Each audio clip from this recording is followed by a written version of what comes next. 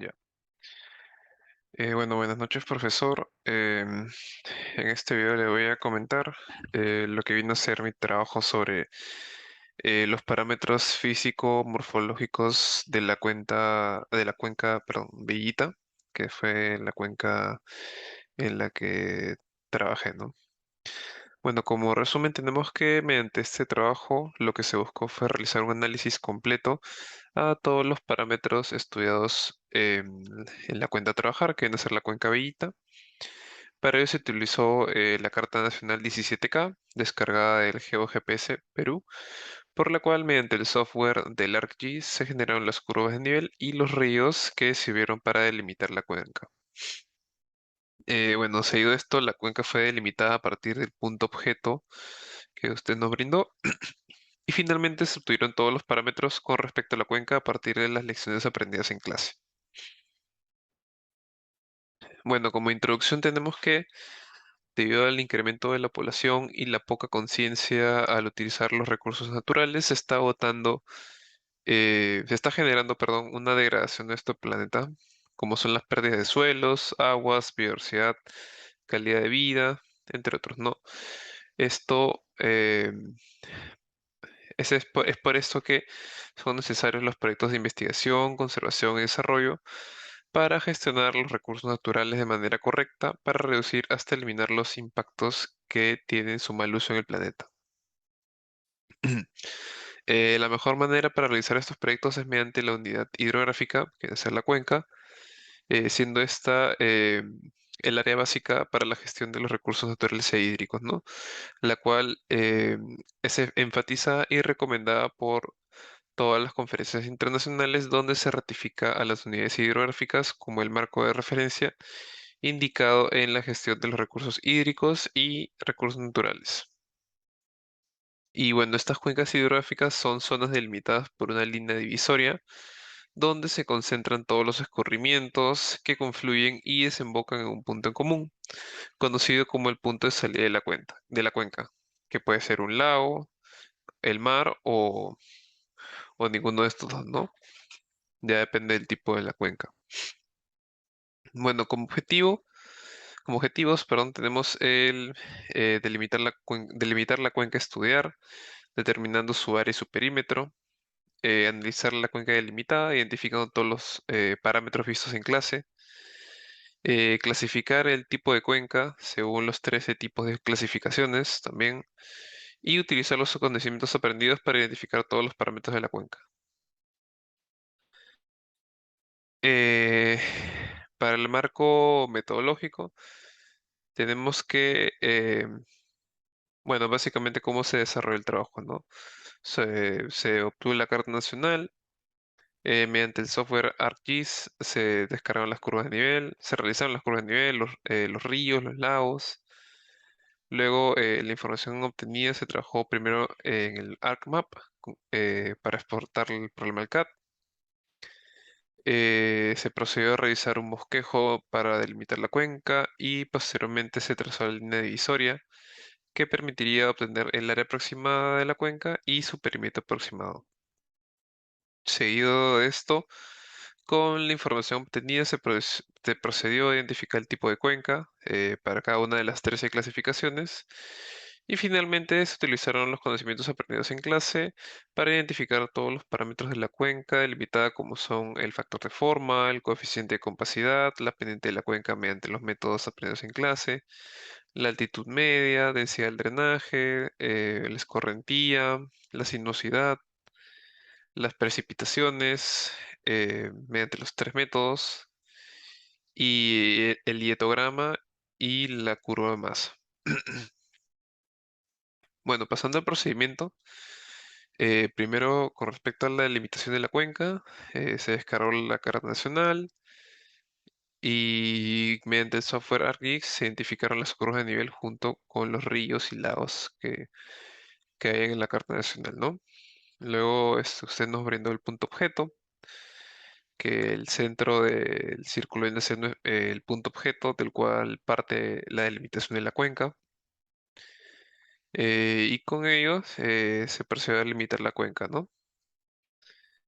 Una vez delimitada la cuenca, mediante el CAT se obtuvo el área y el perímetro de la cuenca. También nos pidió delimitar dos subcuencas que se encuentren dentro de la cuenca para futuros trabajos, ¿no? Para futuras investigaciones. Pero bueno, también se obtuvo su área y su perímetro de cada subcuenca. Luego, pasando al tipo de cuenca, según las 13 clasificaciones, eh, por su tamaño geográfico viene a ser una cuenca, por su tamaño utilizando el área, viene a ser una intermedia pequeña, ya que está entre los 250 y los 500 eh, kilómetros cuadrados. Por su relieve tenemos que es de alta montaña, por las tierras onduladas y valles. Por su ecosistema es de clima húmedo. Por su dirección de la evacuación de las aguas, como no tiene salida al mar ni lagos, es arreica. El método alternativo, el de la clasificación del tamaño, tenemos que es grande, ya que es mayor a los 250 kilómetros cuadrados. Por su uso dominante de las tierras, eh, es agrícola. Por su tipo dominante de tendencia de la tierra, es privada. Tendencia, perdón. Por su altitud, tenemos que es una cuenca media. Y por su área, tenemos que viene a ser, eh, según el CIDIAT, una subcuenca, ¿no? Que es, las hectáreas está entre las 10.000 y las 60.000. Por su permanencia de caudal, al haber agua todo el año, tenemos que es una cuenca permanente. Por la torrencialidad, al tener una velocidad de flujo baja, es una cuenca no torrencial. Y finalmente por su intervención antrópica, como esas intervenciones son casi nulas, es de intervención débil. Bueno, pasando a los parámetros de la cuenca, primero comenzamos con el coeficiente de compacidad, que mediante los valores obtenidos al CAT, eh, elaboramos la fórmula y bueno, tenemos el perímetro, el área y con ello pude hallar el coeficiente de compacidad, que fue de 1,64. Luego pasando al factor de forma, eh, para hallar el factor de forma se agregó el cálculo del ancho medio y este debe ser dividido entre la longitud hallando el factor de forma, ¿no? Acá está, esto se movió un poco, acá está, nos da un factor de forma de 0,44 y utilizando la tabla eh, de la forma de las cuencas según el factor de forma, tenemos que no es ni enlongada ni ensanchada, ¿no? Eh, para el cálculo de la pendiente mediante las ocurrencias, se, se trazó una cuadrícula por encima de la cuenca, identificándose 150 ocurrencias que están dentro de la cuenca, ¿no? Utilicé el método de Sturges, elaborando la siguiente tabla y con ello aplicando la ecuación para calcular la pendiente de las pendientes por las ocurrencias entre el número de ocurrencias, nos da un valor de una pendiente de 0,087, ¿no? Luego pasando a la altitud media, eh, tuve que sectorizar la cuenca en 5 sectores, calculándose el área de cada una, ¿no? Seguido de ello se multiplicó la semisuma de cotas con el área del sector y se calculó el porcentaje de área de la cuenca. Se trazó el gráfico de área por diferencia de cotas con el porcentaje de área, en el cual el 50% viene a ser la altitud media, ¿no? Esta que está justo en esta imagen. Justo en el 50% viene a ser la altitud media, que es de 1.e más 11, ¿no? Que es un número bastante grande, que no se puede identificar en la tabla. Pero bueno, lo que sí se logra ver es el 50%, que va justo con el 1.4e más 11, ¿no? Luego, pasando a la densidad del drenaje, para calcular la densidad del drenaje, se calculó la longitud del tramo principal y de los tramos bifurcados para tener la longitud total y con ello hallar la densidad de drenaje con el área de la cuenca. Entonces, aquí tenemos todas las longitudes calculadas, se suman todas las longitudes y aplicamos la fórmula junto con el área y nos da una densidad de 0.023, 0.0023. Ah, y cabe recalcar que según la norma, eh, con este valor de 0.0023, nuestra cuenca presenta un drenaje pobre.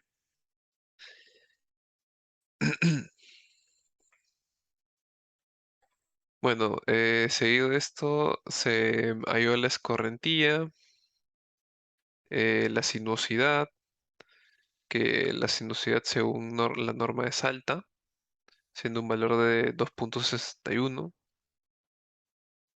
Eh, También se calculó la pendiente media mediante los tres métodos, que es las tres S, que son la pendiente media, el S1, que es con simples de la altura más alta con la altura más corta y la longitud del tramo más largo, ¿no? No un valor de 0.022. Luego con la pendiente media ponderada se sacó un ponderado entre la pendiente media del S1 junto con eh, otra pendiente y nos da un valor de 0.019 y también se elaboró el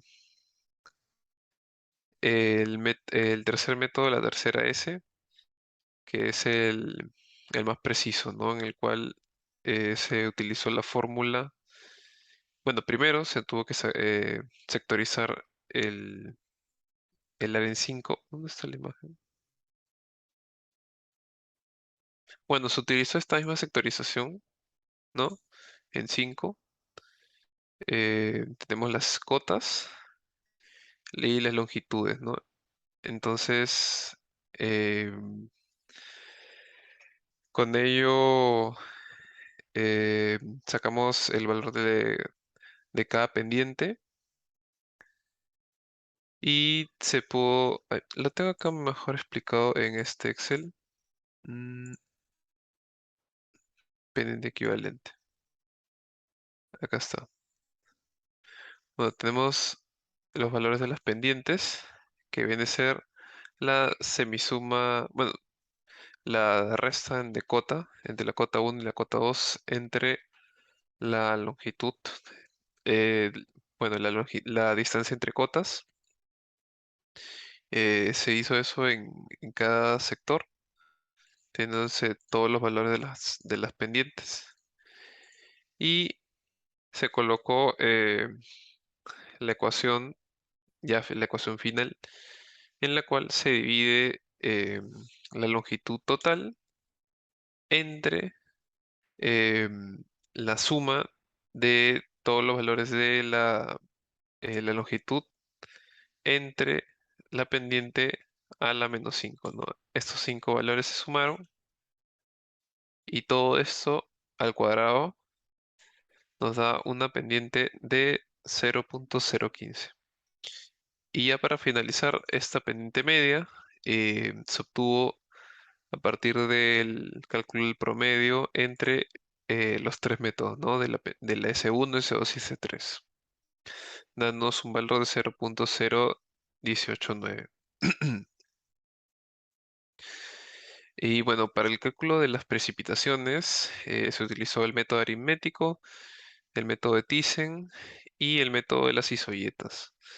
Calculando el promedio de estos tres, se obtuvo la precipitación media mensual. Se utilizaron cuatro estaciones obtenidas en la página del Tsunami, de las cuales se descargaron los Excels en los cuales se nos mostrarán las precipitaciones diarias mes a mes. En este caso utilicé el mes de octubre. Eh, se saca el promedio de cada precipitación diaria y nos da la precipitación mensual, ¿no? Eh, bueno, las coordenadas UTM de las estaciones son las siguientes. De la estación 1, norte y este, 2, estación 3, estación 4. Nos da... eh, ¿dónde está? Acá lo tengo. Estas estaciones, ¿no? Y bueno, se desarrolló el método aritmético, que bueno, es el más sencillo y por ende el menos preciso. Simplemente se sacó la precipitación mensual de cada estación y se utilizó la ecuación de promedio ponderado, ¿no? Sumatoria entre el número de precipitaciones, dándonos un valor de 3,80. Luego, para el método de Thyssen,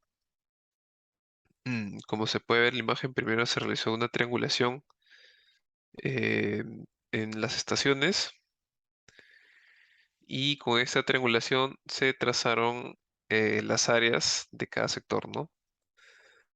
Las áreas que cada estación trabajaba según el mapa y su precipitación, ¿no?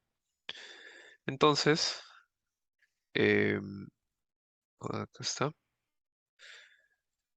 Tenemos las precipitaciones de cada estación y las áreas de cada sector, ¿no? Y este es el área total de la cuenca. Entonces, para la pendiente media, tenemos la ecuación de eh, precipitación por su área más precipitación por área y así de todas las precipitaciones, ¿no? Todo esto dividido entre el área total nos da un valor de 3,75. Y finalmente se elaboró el método de las isoyetas, que es el de acá, que se trazan curvas de nivel en las estaciones. Entonces se obtuvieron tres secciones y se calculaba esta imagen se ha cortado. No, acá está. Bueno, tenemos las precipitaciones de cada estación y las áreas de las secciones elaboradas mediante las isoyetas, bueno, las curvas de nivel, perdón. Entonces, para calcular la pendiente media es la semisuma de las precipitaciones por el área de la sección en las cuales estas trabajaban, ¿no? Entonces, tenemos la semisuma de la precipitación 1 con la precipitación 2 por el área 1, así igualmente con la precipitación 2 y 3, el área 2, y la 3 y 4 junto con el área 3. Todo esto dividido entre el área total nos da un valor de 3,27. Y ya para tener una precipitación media más precisa, eh, calculé el promedio entre los tres métodos, dándome un valor de 3,60. Luego pasamos al tiempo de concentración, que bueno, se elaboraron todos los métodos. Acá está. Tenemos el método de Kirpich, el método de California, el método de Isart, de las Fuerzas Armadas, de Morgali.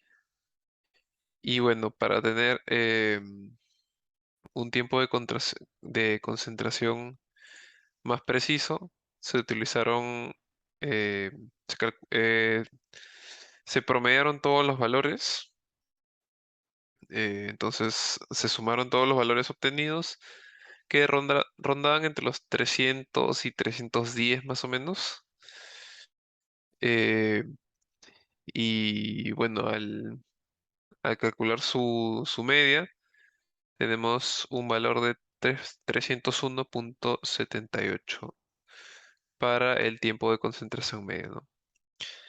Y ya para terminar, tenemos el dietograma y la curva masa, que bueno, primero eh, identificar las precipitaciones por hora durante un día en una de las estaciones trabajadas y con ello elaborar la siguiente tabla calculando las intensidades diarias. Entonces tenemos las horas, 24 horas en un día, el tiempo en horas, el tiempo acumulado, la precipitación en dicha hora y la precipitación acumulada. Con estos valores podemos elaborar nuestro hietograma que nos salió así. Y también para el cálculo de la curva masa, que está acá, se utilizaron los valores de tiempo acumulado versus precipitación acumulada, ¿no? Y bueno, eso pasando ya finalmente a las conclusiones, se tuvo que, si una cuenca está bien delimitada, tomando en cuenta todos los pasos para realizarla, el resto de los parámetros son fáciles de obtener, ¿no? Para calcular una pendiente media más precisa hay que aplicar todos los métodos y calcular su promedio. También el estudiar una cuenca es la manera más fácil y sencilla, bueno, más útil y sencilla, perdón, para analizar las posibles mejoras en la gestión del agua. Y por último tenemos que para el cálculo de la precipitación media, el método de las isoyetas viene a ser el más preciso. Sin embargo, también se recomienda sacar un promedio de los tres métodos, ¿no? Y bueno, eso sería todo de mi trabajo de investigación. Gracias.